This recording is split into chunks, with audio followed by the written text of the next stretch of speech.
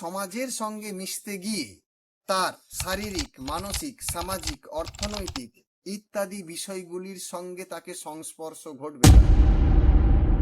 আপনি যেই অবস্থাতেই ভিডিওটি দেখছেন, আপনার এক সময় শৈশবকাল কেটেছিল। আপনার যখন শৈশবকাল কেটেছিল, তখন আপনি যেই বস্তু আর ব্যক্তির সান্নিধ্যে আস্তে আস্তে বড় হয়েছিলেন, ঠিক সেইভাবেই কিন্তু আপনার মানসিকতা, চিন্তা ভাবনা, দৃষ্টিকোণ এবং ইচ্ছা জাগ্রত হয়েছে, বা সেই ইচ্ছা অনুযায়ী আপনি আজকে বেঁচে আছেন বা আমি। এখন প্রশ্ন হলো যে একজন শিশুকে যখন আমরা আমাদের জীবনে কোনটা সঠিক কোনটা বেঠিক সেটি নির্বাচন করতে পারি, কিন্তু আমরা যখন ছোট ছিলাম, অর্থাৎ শিশু অবস্থাতে, শৈশব অবস্থাতে ছিলাম, তখন আমরা জানতাম না কোনটি ঠিক কোনটি ভুল। কিন্তু আমরা আধুনিক মানুষ, এই আধুনিক মানুষ যদি আমরা মেনে নিই আমাদেরকে, তাহলে আমাদের চিন্তাধারারও মনে হয় পরিবর্তন আসা উচিত। কি সেই চিন্তা?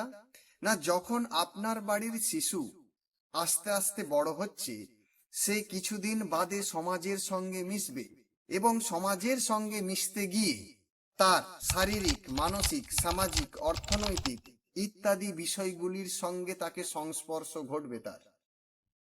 কিন্তু ওই শিশুটি যদি শৈশব থেকেই তার পারিবারিক শিক্ষাগণ্ডির মধ্যে বড় হতে হতে সে যদি ধ্যান বা মেডিটেশন বা শান্ত মস্তিষ্ক হওয়া অভ্যাস করে, তাহলে কি তার খুব বড় একটা ক্ষতি হয়ে যাবে?